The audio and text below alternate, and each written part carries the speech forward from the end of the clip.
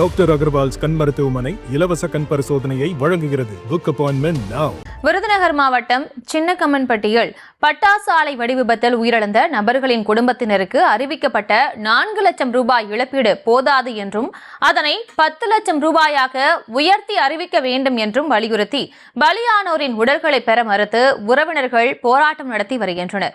இது தொடர்பான விவரங்களோடு இணைகிறார் எமது செய்தியாளர் பாலா. வணக்கம். மேலும் விவரம்.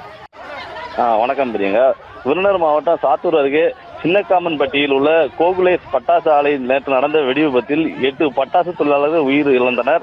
இந்த விபத்தில் உயிரிழந்த நபர்களின் உடல்கள் உடற்கூறு ஆய்வுக்காக விருதுநகர் அரசு மருத்துவக் கல்லூரி மருத்துவமனையில் வைக்கப்பட்டுள்ள நிலையில் ஆலை நிர்வாகம் தரப்பில் வழங்கிய 5 லட்சம் பிளஸ் 50,000 நிவாரணத் தொகை வழங்கியது போதாது எனவும் கூடுதலாக 5 லட்சம் ரூபாய் வழங்கினால் மட்டுமே உடலை பெற்றுக்கொள்வோம் என கூறி உறவினர்கள் மற்றும் சமூக ஆர்வலர்கள் போராட்டத்தில் ஈடுபட்டு வருகின்றனர். இவர்கள் விருதுநகர் காரியாவட்டி சாலையில் சாலை மறியல் போராட்டத்தில் ஈடுபட்டு வருவதால் போக்குவரத்து பாதிக்கப்பட்டுள்ளது.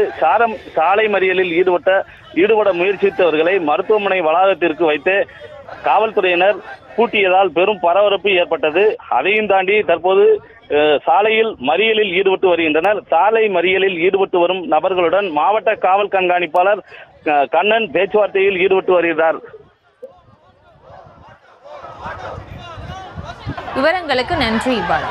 டாக்டர் அகர்வால்ஸ் கண் மருத்துவமனை இலவச கண் பரிசோதனையை வழங்குகிறது. Book appointment now.